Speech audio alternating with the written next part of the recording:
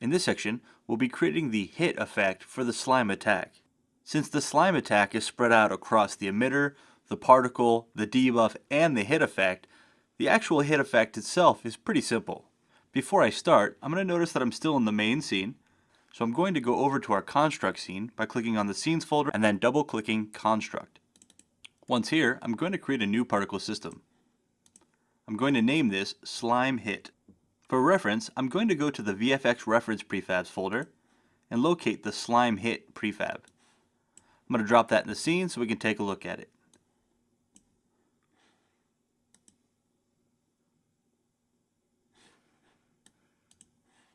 To see the full effect, I'm going to turn on looping, and then we can see what the whole thing looks like.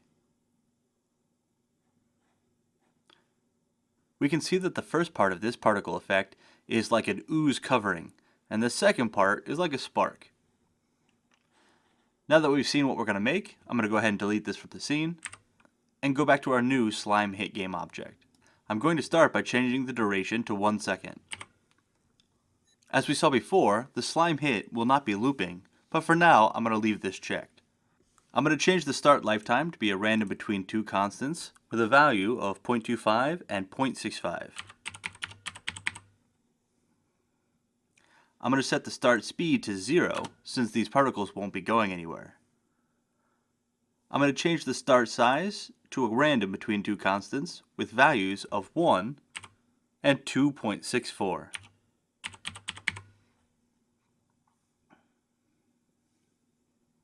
I'm also going to apply a start rotation as a random between two constants.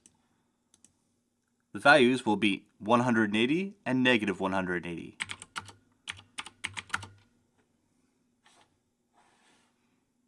For the start color, I'm going to add some variety by choosing a random between two colors.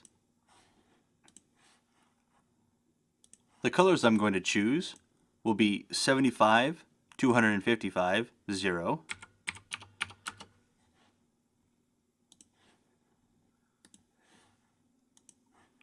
and 45, 223, 0.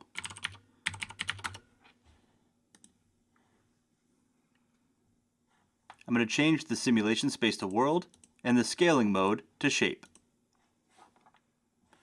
Under the emission tab, I'm going to reduce the rate to 0. Instead, I'm going to add a burst.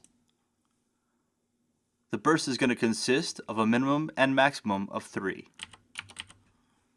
I don't want a shape for this emitter, so I'm just going to uncheck the shape module, and then I'm going to add a color over lifetime module. For the color property of the color over lifetime module, I'm going to go ahead and choose a random between two gradients. The first gradient is going to go from white to a bright green color. The color for this is going to be 13, 255, 15. I'm also going to make it fade from fully opaque to fully transparent. The second gradient won't actually apply any new color, and in fact is only going to apply some level of alpha. I'm going to start with an alpha value of 0, and I'm also going to end with an alpha value of 0. I'm going to add a new key value near the beginning and set that to 255. Then I'm going to bring this last frame in a little bit so the fade happens sooner. Once that's done, I'm going to add a size over lifetime module. And for the size over lifetime, I'm going to have a value between 3 and 0. I'm going to go to my presets and I'm going to choose this arc. Now I'd like the arc to be a little bit more extreme than that, so I'm going to click on the first keyframe and bring it up. To get more of the arc that I want, I'm going to go ahead and add a new keyframe and put it at about 1.5 value at about 10% down the timeline. Then I can just drop it down, and then I get a more extreme curve.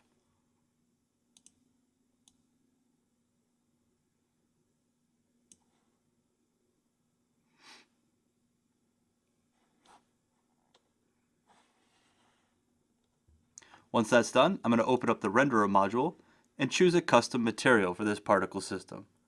I'm going to choose Slime Spatter Additive. And now we can see 3 particles are emitted for this system, and they overlay on top of each other to create a nice gooey slime effect.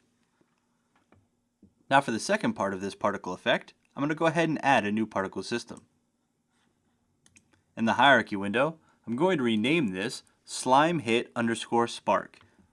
I'm going to go to the renderer first, and I'm going to change the material.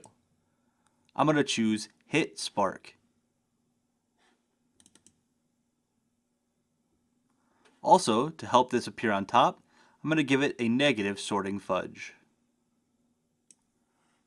Once that's done, I'm going to go back to the top and change the duration to be 1 second, just like the Slime Hit particle system.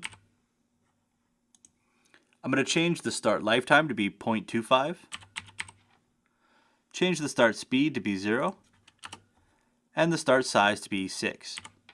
I'm going to change the starting rotation to be a random between 2 constants, with the values of -180 and 180.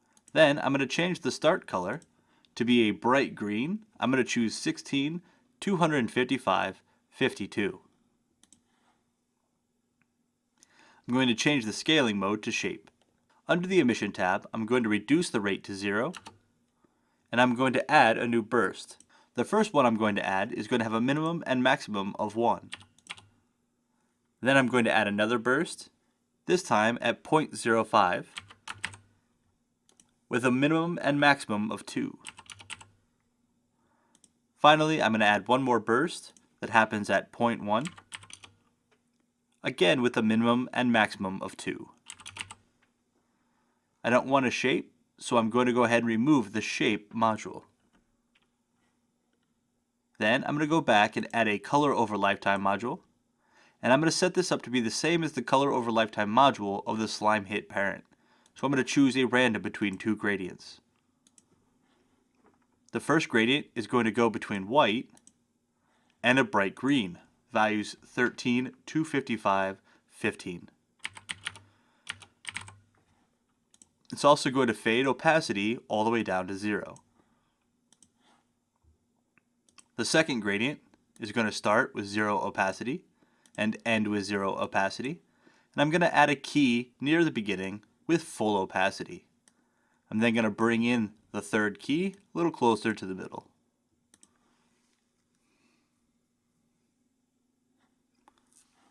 Once that's done, I'm going to go ahead and add a size over lifetime module.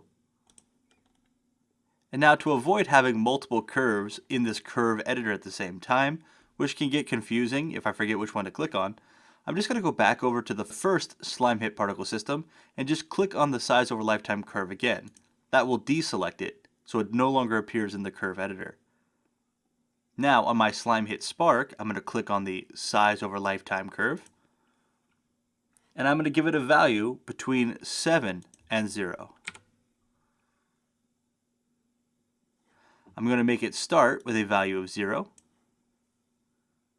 and then a little past 10% of the way, I'm going to add a keyframe that pitches it all the way up to 7.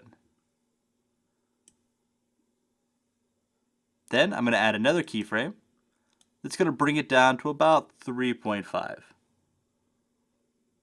Finally, the last keyframe will come down all the way to 0, and I'll bring it in a little bit. Then I'll smooth the curve out a bit.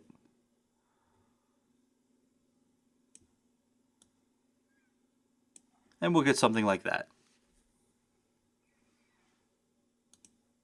I do want to adjust the curve at the top so that it makes a nice even turn.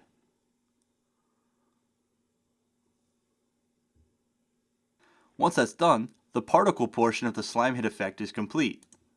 The Slime Hit effect is also going to need a script, just like the Lightning Hit effect did, that's going to allow it to function with the rest of our attack.